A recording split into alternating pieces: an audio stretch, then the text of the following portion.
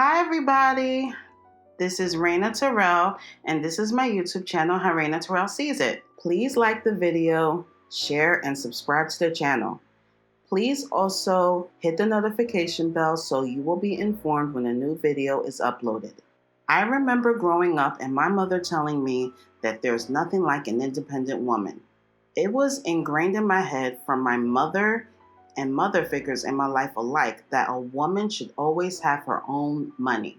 Independent women in pop culture were often praised. Bernadine's story in Waiting to Exhale served as a cautionary tale for women to always have their own stuff and to never put their dreams on hold for a man. Even the men in my family always held working women in high esteem. We no longer live in the days where women marry men right after high school. The reality is women and men are going to college, starting careers, and putting off marriage until their mid-20s or even their 30s and 40s. I also see videos and look on social media where some men have a strong dislike for independent women. Where did that change come from? Let me preface this by saying that this video is not a dig at stay-at-home wives and moms. If you and your husband mutually agree to have that arrangement, my hat's off to you. I just suggest that you should have a side hustle that you can run from home so you can have some money coming in just in case your husband gets sick or gets hurt or loses his job, God forbid. It should be noted, though, that not all women are called to stay at home and to take care of the house and kids only. Some women are called to the marketplace, the hospital, the classroom, the courtroom, the nonprofits, and the Capitol. Besides the divine calling on our lives, it is also not economically sound for all women to forego a steady income just to take care of the house and kids. And given that I am a Christian, I have to mention that scripture about women being keepers at the home in Titus 2 refers to what women were doing back then. It refers to women staying at home and taking care of the house because that was expected of them at that time. They did not have an education. So therefore, they were expected to just get married and take care of the house when they were of age. There is no scripture in the Bible that explicitly forbids from women working outside of the home. Okay, so my question is, why are some men so pressed about independent women? It leaves me to a few conclusions. Firstly, it's the pushback from all the progress women has been making in education, sports, the government, in business, and so on.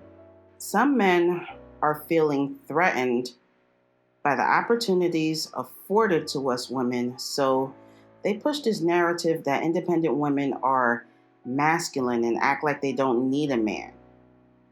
That is not true.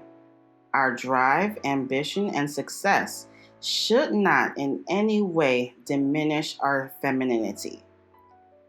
Of course, there's a spectrum when it comes to gender expression, but to label educated, ambitious, and successful women, especially Black women, as masculine is downright sexist.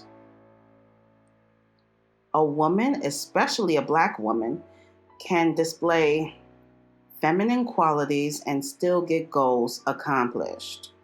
Another fact to point out is that although there are more doors opening for women, there's more work to be done. Black women make 63% of what the white man earns. That needs to change. The fight for pay equity, along with any other fight for gender equality, in no way diminishes men's worth. Another fact is that some women have no other choice but to be financially independent.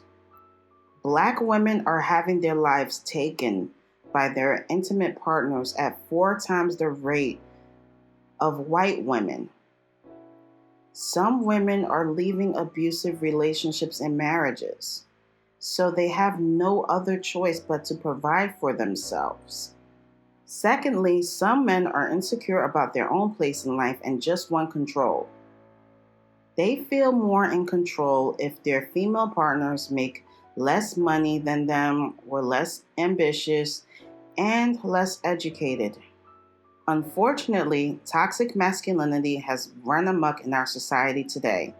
Thirdly, some men do not know how to let go of the fact that we are no longer in the 1950s.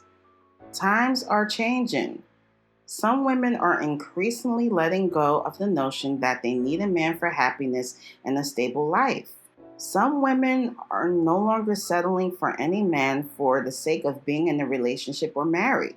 Nowadays, some men need to realize that it will take much more than what's in their pockets to get and keep a woman.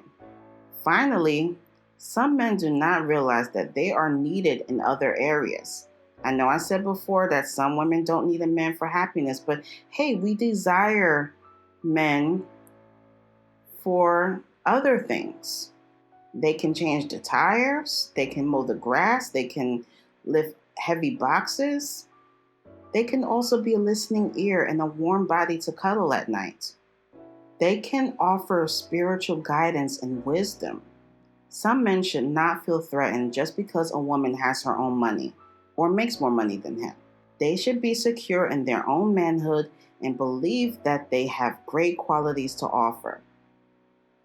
Now, I'm not saying that it's okay for a woman to emasculate a man, nor am I saying that it's okay for a woman to take complete control of the relationship or marriage. I am saying that some men should not feel threatened by a woman making her own money and chartering her own path in life. Thank you for watching. Be blessed.